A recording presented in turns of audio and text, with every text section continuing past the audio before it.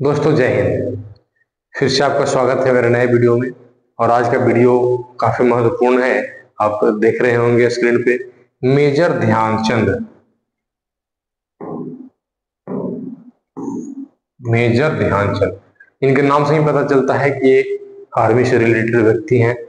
और ये इसलिए महत्वपूर्ण है क्योंकि आज 29 अगस्त है, भारत का राष्ट्रीय खेल दिवस है। तो 29 अगस्त को ही क्यों मनाया जाता है? क्योंकि आज हम बात करेंगे एक भारत के लीजेंड मेजर ध्यानचंद के बारे में, जिनको हॉकी का जादूगर कहा जाता है। अब आप समझ गए होंगे कि ये हॉकी के खिलाड़ी थे और बहुत बेहतरीन खिलाड़ी थे। इन्हीं के जन्म दिवस पे 29 अगस्त को राष्ट्रीय खेल दिवस मनाया जाता है। अब हम आगे मुख्य बिंदु पे चर्चा करेंगे कि क्या ऐसा कारण रहा कि इन्हीं को चुना गया राष्ट्रीय खेल दिवस के रूप में, भारत के युवाओं के आइडियल के रूप में। तो आगे हम चलते हैं, पॉइंट बाय पॉइंट बात करेंगे। जो हमारे लेजेंड है मेजर ध्यानचंद, ये उनकी तस्वीर है हॉकी स्टिक के साथ। इसी हॉकी के बारे में कहा जाता है कि कोई देश कहता था चुंबक लगा हुआ है, कोई कहता था गेंद लगा हुआ है। तो इसके बारे में भी बात करेंगे। शुरू करते हैं उनके जन्म।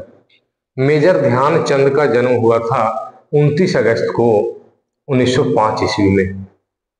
यानी कि जैसे ही 20वीं सदी आया 1905 ईस्वी में प्रयागराज के अंदर, उस समय का इलाहाबाद में जन्म हुआ था। भारतीय सेना में काम कर रहे थे। इनके नाम में ही लगा हुआ है मेजर ध्यानचंद, यानी कि ये भारतीय सेना में काम किए थे।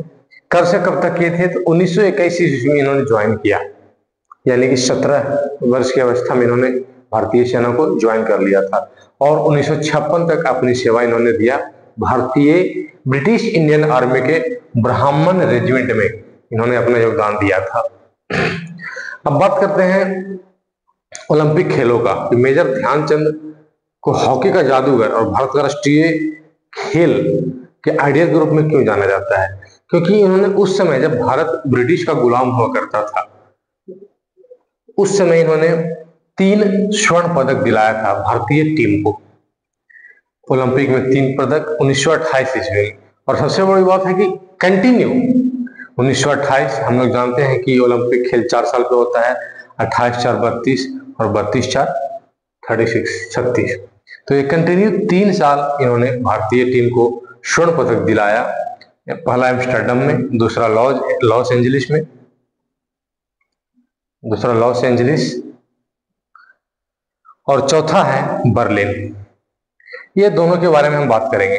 दोनों से जुड़ी हुई ऐसे 3 हैं, लेकिन ये दोनों से जुड़ी हुई मुख्य बातें हैं। एक स्टोरी है, काफी इंटरेस्टिंग है। उस स्टोरी से पता चलेगा कि मेजर ध्यानचंद किस व्यक्तित्व के व्यक्ति थे, किस सोच के व्यक्ति थे, और उनको अलंकरण भारतीय सरकार ने पुरस्कार कब दिया। तो देखिए 1936 में उन्हें पद्म विभूषण से सम्मानित किया गया था। अब हम बात करते हैं लॉस एंजलिस। पहले आते हैं लॉस एंजलिस में। एक मैच था अमेरिका टीम के खिलाफ, यूएसए उस समय वो होस्ट कर रहा था। लॉस एंजलिस अमेरिका में ही है, वहां ही ओलंपिक खेल हो रहा था। तो उन्होंने 1-24 से उस मैच को जिताया था। कहा जाता है कि जो यूएसए टीम के खिलाड़ी थे वो इनके स्ट्रिक को देखने के लिए खड़े हो जाते थे, वो खेलते ही नहीं थे। और यही कारण था कि 24 गोल उन्होंने कर दिया था, भारतीय टीम कर चुकी थी। अब आते हैं बर्लिन में। ये कहानी है जर्मनी की। उस समय हिटलर का शासक था। 1936 आप देख रहे होंगे, द्वितीय विश्व की आहट आ चुकी थी। तो हिटलर ने कहा कि इनके स्टिक को तोड़ के देखा जाए। इनके स्टिक में हो ना हो चुंबक लगा हुआ है। ऐसा क्या होता है कि इनके स्टिक से बॉल हटती ही नहीं है, कोई और खिलाड़ी के पास जाती ही नहीं है। तोड़वाया नहीं था। तो मेजर ध्यानचंद को, चूंकि आर्मी से थे और हिटलर उस समय सेना के प्रति एक अलग उसका भाव था, तो उन्होंने बुलाया और कहा कि आप अपने देश के लिए खेलते हैं, आपको देश ने क्या दिया है? आप तो एक सैनिक हैं, आप मेरे देश के लिए खेलिए, मैं आपको सेना का अधिकारी बनाऊंगा। तो मेजर ध्यानचंद क्या कहते हैं कि देश से मैं कुछ चाहता नहीं हूं, और मेरी जिम्मेवारी नहीं है कि देश मुझे कुछ दे।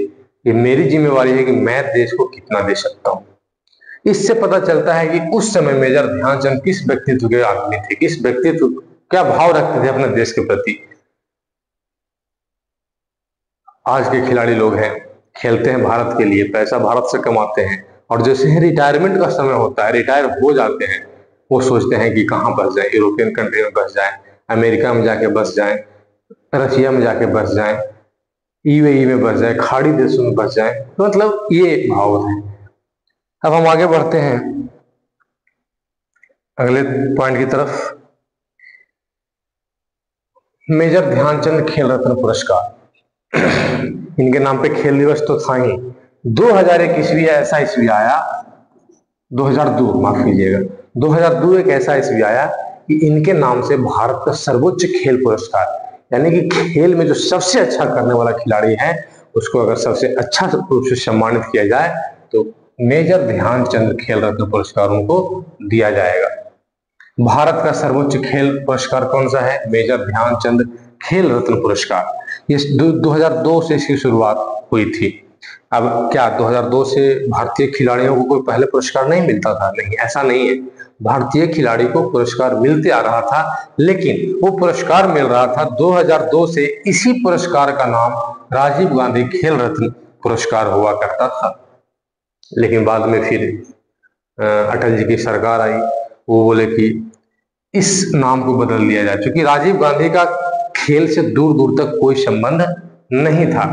वो राजनीतिक कारणों के कारण खेल पुरस्कार का नाम रखा गया था।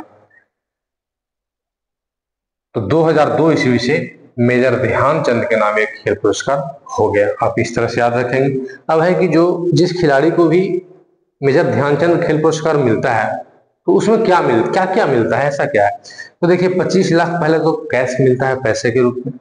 एक प्रमाण पत्र सर्टिफिकेट मिलता है राष्ट्रपति के हाथों, और ट्रॉफी, जिसमें ये ट्रॉफी देखिए यहाँ पे आपको दिख रहा होगा, मेजर ध्यानचंद हॉकी का स्टिक लिए हुए एक ट्रॉफी भी मिलती है। तो इस तरह से हम याद रखेंगे। आगे बढ़ते हैं। मेजर ध्यानचंद खेल रत्न पुरस्कार कब से शुरू हुआ था? 2002 से।